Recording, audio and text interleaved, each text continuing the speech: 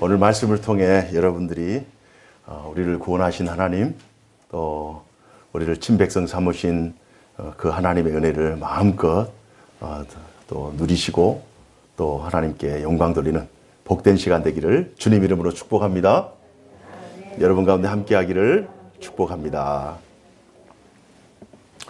오늘 말씀의 제목은 주께 회개하고 돌아온 자가 복이 있다. 주께 회개하고 돌아온 자가 복이 있다.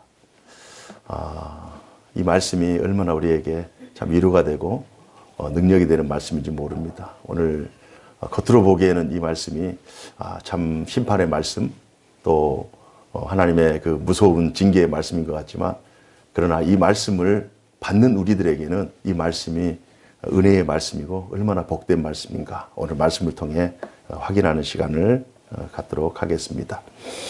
본문을 살펴보면 예수님께서 복음을 전하신 그 많은 고을들, 특히 예수님께서 중점적으로 복음을 집중적으로 전했던 그 지역이 하나님 앞에 돌아오지 않는 것을 보시고 참 마음이 안타까웠어요. 마음이 참 슬펐어요. 그래서 예수님께서 많이 탄식을 하시면서 자신의 권능을 많이 베풀고 또 신적 권위와 능력을 많이 행한 그 지역이 그 하나님의 기적을 보고 하나님 일하심을 보고 주님 앞에 돌아와야 되는데 돌아오지 않으니까 예수님께서 참 탄식하시면서 오늘 우리에게 이 말씀을 주셨습니다. 예수님께서 그 마을들을 책망하시는 그 내용이 마태복음 11장 21절에 우리가 확인할 수 있는데요. 21절에 보면 이런 내용이 있습니다. 우리 다 같이 읽어볼까요? 시작. 화 있을진저 고라시나, 화 있을진저 벳세다야, 너희에게 행한 모든 권능을 두로와 시돈에서 행하였더라면 그들이 벌써 베옷을 입고 재에 앉아 회개하였으리라. 이 말씀을 합니다. 화 있을진저 고라시나, 화 있을진저 벳세다야.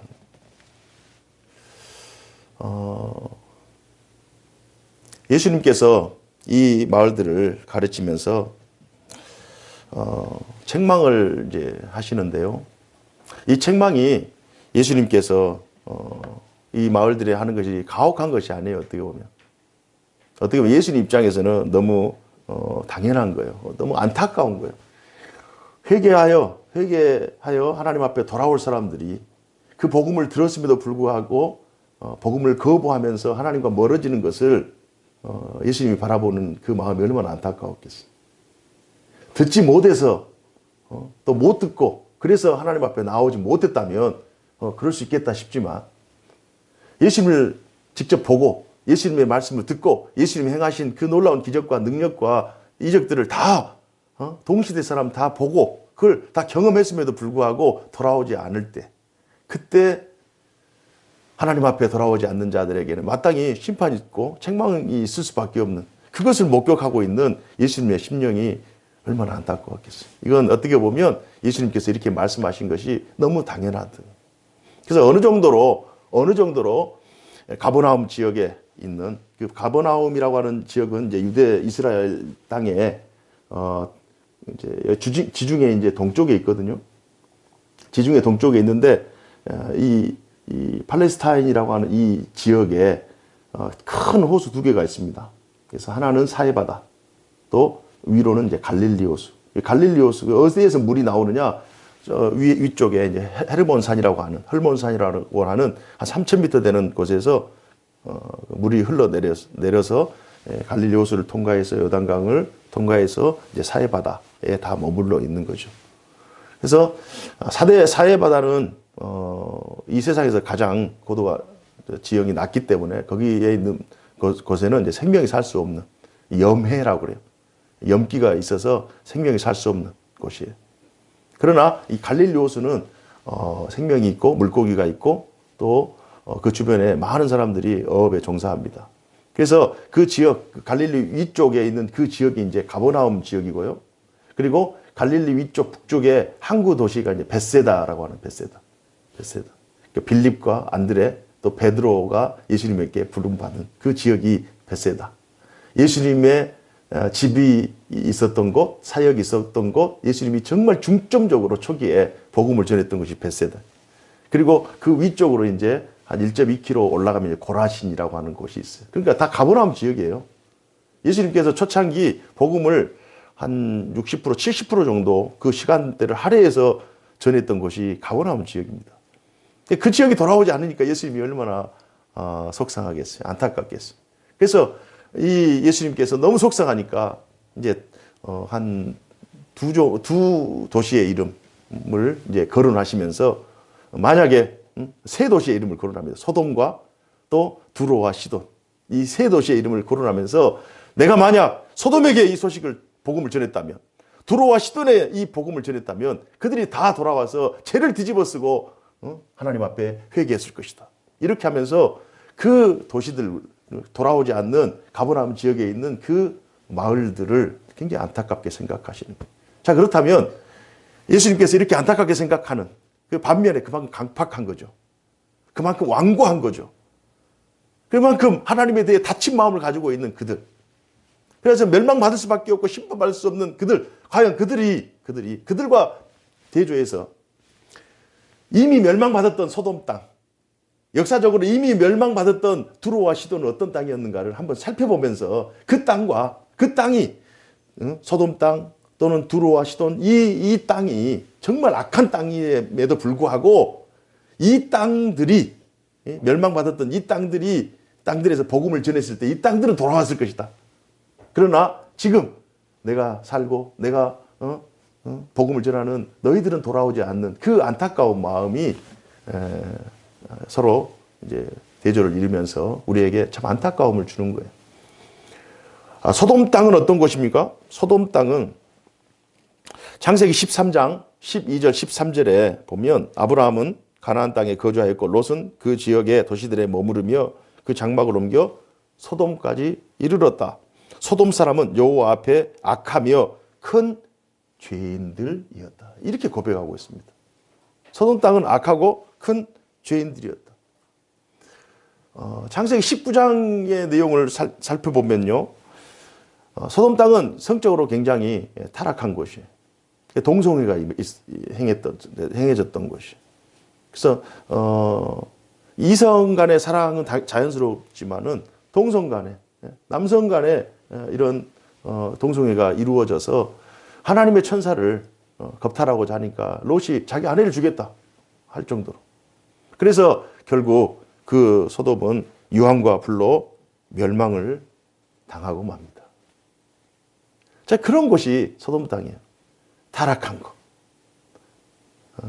성적으로 타락하고 또 하나님을 멸시하고 하나님의 말씀을 무시했던 곳. 악한 곳. 그런 곳이 소돔이거든요. 두로와 시돈은 이제 그 베니게라고 하는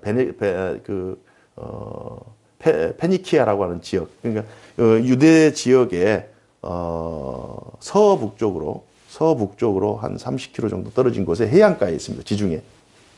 그 지역에 있는 이제 두로와 시돈이라고 하는 것인데요. 두로는 이제 섬으로 이루어진 천의 요소. 이 육지에서 한 1.2km 떨어진 곳에 섬이 있는데 그 섬이 난공불락이에요. 아무리 쳐들어와도 끄떡없어요. 그래서 아수르, 바벨론, 이집트 다 쳐들어와도 끄떡없어요. 결국 알렉산더 대왕이 그 섬과 섬 사이에 1만 명의 군사를 동원해서 그 섬 사이에 다리를 놔버립니다. 그래서 다 죽여버려요. 그래서 이사야와 에레미야와 에스겔과 요엘서에서 두로의 교만함, 자기는 안전하다, 자기는 하나님 없이도 살 수 있다, 천의 요소에 살기 때문에 어떤 세상의 제국이 우리를 공격해도 우리는 끄떡없다라고 하는 그런 교만한 마음을 가지고 있었던 곳이 두로였어요. 알렉산더 대왕이 그냥 아예 다 쑥대밭을 만들어버린 거예요. 그런 교만한 것이 두로예요. 소돔은 타락한 것, 또 두로는 교만한 것. 시돈이라고 하는 것은 사르밧 과부, 엘리야의 그 열왕기상에 살펴보면 이제 사르밧 과부가 은혜를 받은 곳이기도 합니다만은 이 시돈이라고 하는 곳은 굉장히 그 무역 중개 무역을 하던 곳이에요. 그래서 늘 부유한 곳이에요. 늘 지중해 그 중개무역을 했던 곳이라 늘 부유한 건 돈이 너무 많아.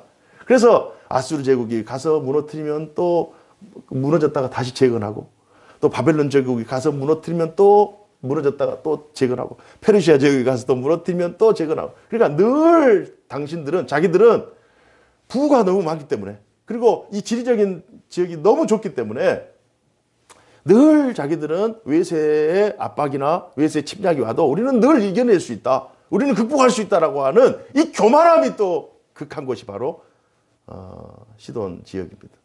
결국 로마 제국이 가서 완전히 쑥대밭을 만들어가지고 지금은 굉장히 약한 곳이 돼 있어요.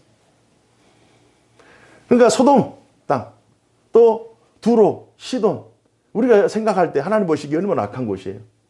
그러니까 그들에게 복음을 전했더라면 그들이 죄를 뒤집어쓰고 하나님 앞에 나와서 용서함을 회개했을 것인데, 지금 내가 사랑하는 사람들이 있고 내가 태어나고 자라는 그 나사렛 그 위쪽에 있는 그 가버나움 지역, 예수님께서 60% 70%의 사역에 에너지를 쏟았던 그곳의 사람들이 돌아오지 않으니까 예수님께서 얼마나 마음이 착잡하시고 얼마나 마음이 상심이 크시겠어요. 그런 내용이 오늘 본문의 내용입니다. 회개라고 하는 것은 돌이키는 것을 의미하는, 돌이키는, turn to God, 돌이키는, 가고 있는 방향을 완전히 180도로 돌려서 가는 거예요. 세상으로 향해 있던 사람이 하나님께로, 죄로 향해 있던 사람이 은혜의 자리로 나가는 거예요. 절망과 사망으로 나갔던 사람이 생명과 소망으로 나가는, 완전히 방향을 돌이켜서 하나님께로 나아가는 것이 회개라고 하는 거예요. 회개. 한번 돌이켰으면 하나님에게 집중적으로 나갈 수밖에 없는. 회개하라. 돌이키라는 것. 돌이키라. 가버나움과 그 지역에 살고 있는 고라신이라는 베세다 이 지역 사람들은 돌이키질 않는 거예요. 세상에 반 정도 발 걸어놓고 하나님의 말씀에 반 정도 걸어놓고 이렇게 사는 거예요. 저울질하며 사는 거예요. 밀당을 하는 거예요, 하나님과. 그러지 말라는 거예요. 전적으로 하나님을 신뢰하고 전적으로 하나님을 의지하라. 이게 이제 오늘 회개하라 이 내용에 들어있는 내용입니다. 회개할 때 우리의 인생은 비로소 새로워지는 거예요. 회개할 때. 이 사실을 우리 신약 성경에서 확인할 수 있는데요. 베드로 사도가 이제 오순절에 성령 강림을 받고 성령 충만해서 베드로 사도행전 3장에 성전 미문에서 이제 설교를 합니다.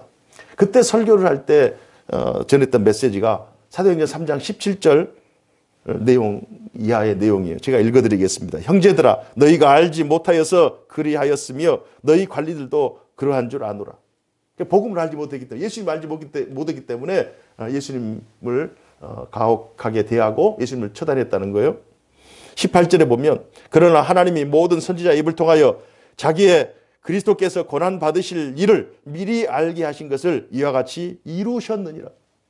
이 베드로는 구약이 메시아에 대한 예언의 말씀이요, 복음서가 그 예언의 말씀의 성취, 예수님께서 성취자이시다, 메시아다라고 하는 이 사실을 구속 역사 속에서 깨달은 거예요. 성령 충만해서. 그래서 이 사실을 지금 알리고 있는 것입니다. 사도행전 3장에. 그러면서 19장 3장 19절에 그러므로 너희가 회개하고 돌이켜 너희 죄 없이 함을 받으라. 이같이 하면 새롭게 되는 날이 주 앞으로부터 이를 것이요. 그 말씀입니다. 회개하고 새롭게 함을 받으라. 그러면 새롭게 다른 날이 주 앞에서 이루어질 것이다. 예, 다시 회개하는 것은 돌이키면서 새로운 삶을 시작하는 거예요. 새로운 인생을 시작하는 거예요. 새로운 눈을 가지고 하나님의 시각, 하나님의 관점, 성경의 관점으로 세상을 바라보니까 세상이 달라져 버립니다. 이런 하나님 안에서의 삶을 살아가라. 예수님께서도 가버나움 지역에 있는 고라신과 베세다 이 지역의 사람들이 이런 베드로가 방금 전했던 이런 새로운 삶을 살기를 복음으로 새로워지기를 간절히 원했을 거예요. 그러나 안타깝게도 가버나움 사람들, 고라신, 베세다의 수많은 사람들이 소돔이 걸어갔던 길을 걸어갔고 두로가 걸어갔던 길을 걸어갔고 또 시돈이 걸어갔던 그 멸망의 길을 걸어갔어요. 참 너무 안타깝죠.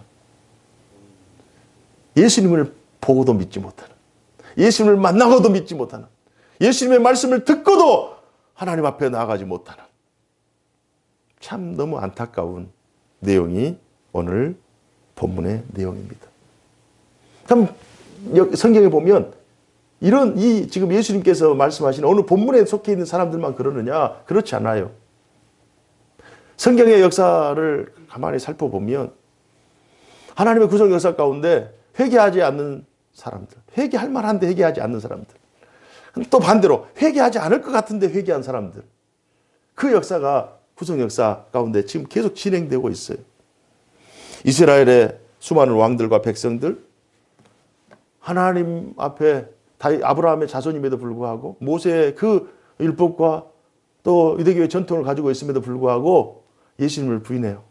하나님의 그 구속 역사를 거부하면서 지내왔던 것들을 우리가 구약 성경을 통해서 확인해 볼 수 있습니다. 성경 속에 등장하는 수많은 제국들, 성경에 크게 5대 제국이 이제 등장하잖아요. 아수르 제국, 바벨론, 페르시아, 헬라, 로마 제국, 또 제국은 아니지만 창세기 출애굽기에 나오는 이집트, 그 거대한 나라들이 다 이스라엘이라고 하는 그 나라와 접경이 되어 있어요. 그래서 이스라엘 땅은 사이 땅이라고 그래요. 비트윈 랜드, 사이 땅, 제국과 이런 지중해와 또 아프리카, 또 그 아시아와 연결하는 땅, 또 이런 그 강대국과 약소국에 또 연결하는 땅, 이런 사이 땅이에요. 그러면 이 구약의 그 수많은 역사 속에 또 신약과 또 예수님 오실 때까지 그 5대 조국이 다 이스라엘과 같이 더불어 살았어요. 그러나 그럼에도 불구하고 하나님의 그 놀라운 복음의 역사를 그들이 받아들이지 않습니다. 세상 눈으로, 세상 관점으로 바라보니까 하나님의 구속 역사를 인식하지를 못하는 거예요. 충분히 돌아올 수 있는 사람들인데 돌아오지 못해서 결국 심판받을 수밖에 없는. 이집트의 바로왕 같은 경우는 어떻습니까? 모세가 10번의 기회를 주는 거예요. 10번의 기회를 줘요. 10번의 기회를. 그 이후에 이집트는 400년 동안 종살이 하면서 이스라엘 백성들이 400년 동안 하나님께서 기회를 주면도 불구하고 돌아오지 않아요.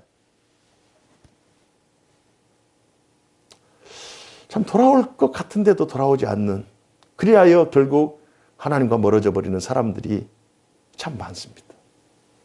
반면에 회개하고 돌아온 자들, 아수르의 수도 니느웨, 물론 이제 나중에 멸망이기 때문에 제가 저번에 좀 아수르 멸망을 얘기했습니다만은 요나가 가서 복음을 전하는 거예요. 회개의 복음을 전하는 거예요. 그들이 돌이켜서 요나의 메시지를 받고 하나님께로 돌아옵니다. 회개합니다. 어린아이까지 회개합니다. 하나님께서 그 땅을 구원해 주셔요. 물론 나중에 나훔 선지자에 의해서 결국 아수르 땅이 멸망을 받게 되지만,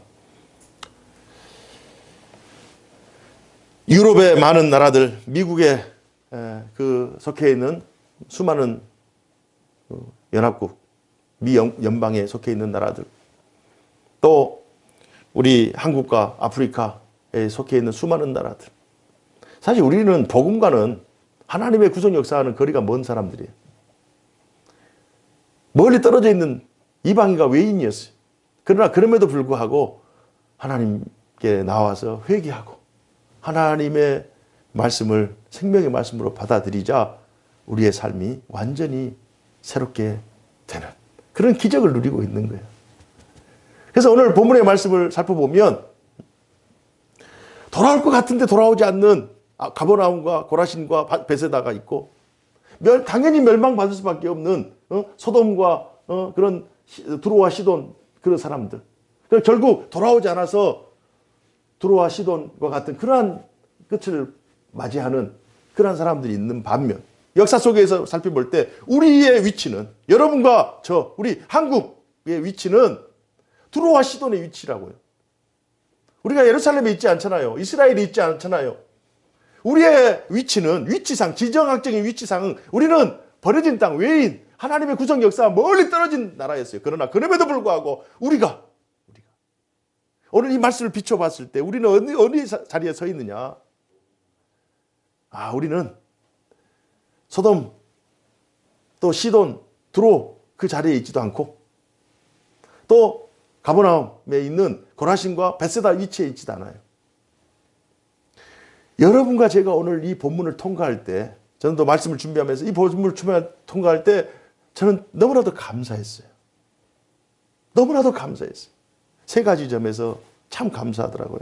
첫 번째는 우리가 하나님 앞에 회개한 자로 이 땅을 살아가고 있음에 감사했어요. 우리가 회개한 자로.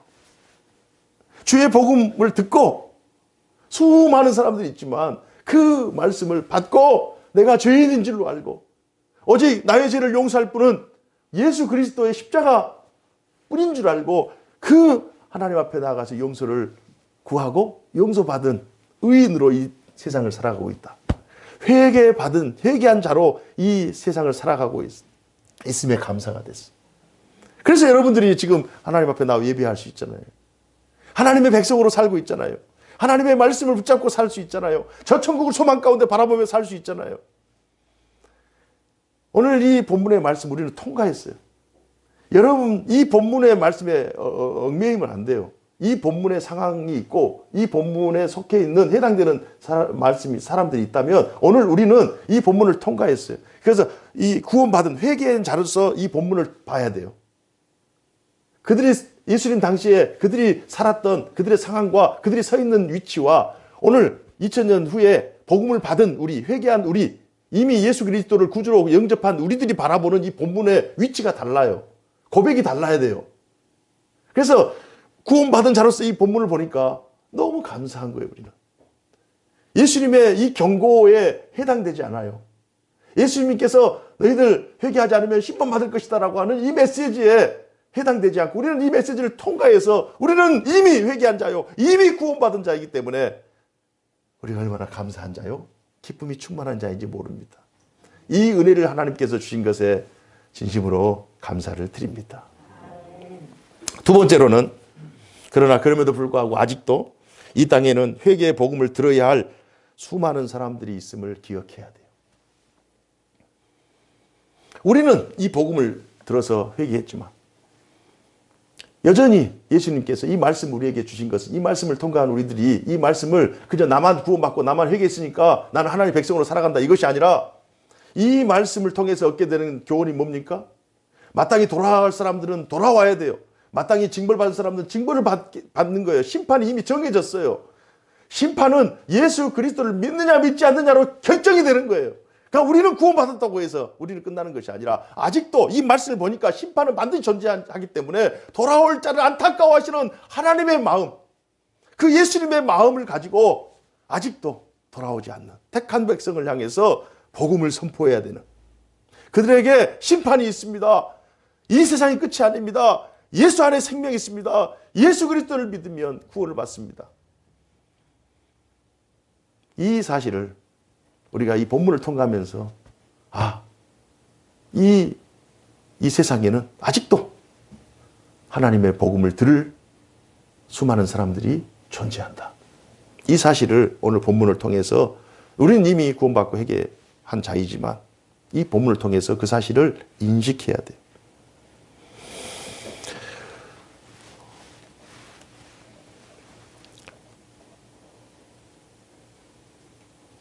사도행전 2장 28절에 베드로가 이런 말씀합니다. 너희가 회개하여 각각 예수 그리스도의 이름으로 세례를 받고 죄 사함을 받으라. 그리하면 성령의 선물을 받으리니 이 약속은 너희와 너희 자녀와 모든 먼데 사람 곧 주 우리 하나님이 얼마든지 부르시는 자들에게 하신 것이라 하고 또 여러 말로 확증하여 고언하여 이르되.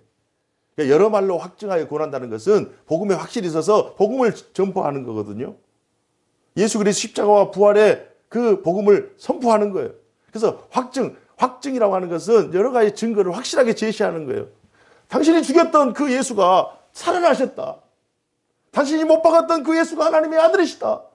여러분들이 믿고 있는 구약의 예언의 성취가 바로 우리가 목격했던 예수 그리스도라고 하면서 여러 가지 것으로 복음을 확증하는 거예요.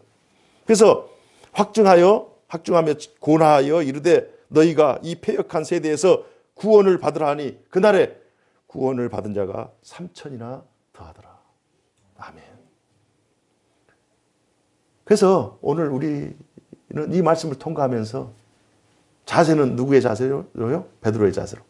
베드로의 자세로. 복음의 확신이 있어서 우리는 전할 뿐이에요. 구원은 성령의 역사인 거예요. 하나님의 역사인 거예요. 그래서 우리는 전하고, 그러나 들을 사람들은 지금 우리 주변에 너무 많이 있는 거예요. 우리의 열심으로 구원을 만들어낼 수는 없지만 우리가 복음을 전하면서 그 복음을 전할 때 성령께서 동시에 역사하기 때문에 그 구원의 역사, 하나님께로 돌아오는 역사, 듣고 회개하는 역사가 베드로 때 나타났던 그 역사가 오늘날에도 우리 가운데 일어날 줄로 믿습니다. 그래서 회개한 것에 첫 번째 감사하고, 두 번째 아직도 들을 자들이 많다. 이 사실을 인식해야 되고, 세 번째로는 늘 겸손하여 복음 안에 거해야 해요. 늘 겸손하여 복음 안에 거해야. 오늘 말씀을 통과하면서 우리가 한 것이 아니잖아요. 우리가 믿고 싶어서 믿은 것이 아니잖아요. 우리의 구원이 전적인 하나님의 은혜잖아요. 우리의 노력, 우리의 수고로, 우리의 열심으로 얻은 것이 아니잖아요. 하나님의 선물이잖아요. 하나님이 당신의 독생자를 값주고 사신받은 그 결과로 공짜로 얻은 거잖아요. 그래서 우리는 이 복음의 가치를, 복음이 공짜로 주어졌다고 해서 싼 것이 아닙니다. 결코 싼 것이 아니에요. 예수님 짤이에요. 예수님의 가치가 있는 거예요. 예수님의 죽음의 가치가 있는 거예요. 하나님의 아들의 희생을 통해서 우리가 얻게 된 구원이에요. 그래서 우리는 이 본문의 말씀을 통과하면서 수많은 사람들이 듣고도 패스하면서 심판을 받고, 또 그들의 죄악 때문에 심판을 받을 수밖에 없는데, 우리는 정말 하나님의 은혜로 회개하여 하나님의 백성이 됐고, 또 하나님의 구성 역사의 중심에 서 있잖아요. 그래서 오늘 말씀을 통과하면서 우리의 존재가 얼마나 복되고 가치 있는 존재인가. 그래서 복음 안에 거해야 돼. 복음 안에 거해야 돼. 복음 안에 거한다는 것은 예수님과 동행한다는 거예요. With Jesus. 주님과 함께 늘 동행하는 것을 의미합니다. 내가 예수 안에 있고 내 삶이 가장 복되다. 내 삶이 가장 행복하다. 그래서 오늘 제목을 고민을 많이 했어요. 회개하고 돌아온 자가 복이 있다. 회개하고 돌아온 자, 회개하고 주님 앞에 서 있는 자, 회개하고 복음 안에 살아가는 자가 진정 행복한 자이다. 저는 여러분들이 행복한 자인 줄로 믿습니다. 여러분의 가정이 행복한 자인 줄로 믿습니다. 여러분을 통해서 여러분의 주변 사람들이 행복을 누릴 줄로 믿습니다. 이 본문은 겉으로는 심판의 말씀이지만 이 본문을 통과한 우리에게는 감사의 말씀이요, 기쁨의 말씀이요, 우리의 사명을 인식하게 하는 그런 말씀이에요. 이 말씀을 묵상하면서 하루도 이번 한 주도 믿음으로 승리하는 우리 모두가 되기를 주님 이름으로 축복합니다. 기도하겠습니다. 사시고 역사하신 하나님 아버지, 마땅히 구원받을 사람이 구원받고, 들을 사람이 듣고 돌이키고, 징벌받을 사람이 징벌받는 것은 마땅한 이치임에도 불구하고 하나님의 구속 역사는 하나님이 선택하신 자들이 듣고, 하나님이 택하신 자들이 듣고 돌아와 하나님의 백성이 되고, 하나님께서 선택하지 않는 자들은 들어도 하나님의 복음을 거부하며 하나님을 떠난 삶을 살아가는 것을 오늘 본문을 통해 확인했습니다. 하나님, 우리가 하나님 앞에 구원받은 것이 얼마나 감사한지 모릅니다. 우리의 노력도 우리의 수고도 아닌 전적인 하나님의 선택과 하나님의 예정하심과 하나님의 뜻 가운데 이루어진 구원임을 믿습니다. 우리가 오늘 이 말씀을 통과하면서 은혜 받은 자로서, 회개한 자로서, 하나님 앞에 복을 받은 자로서 더욱 행복하고 또 소망이 넘치는 그러한 삶을 살아가는 저희들 되게 하여 주옵소서. 주 예수 그리스도 이름으로 기도하옵나이다. 아멘.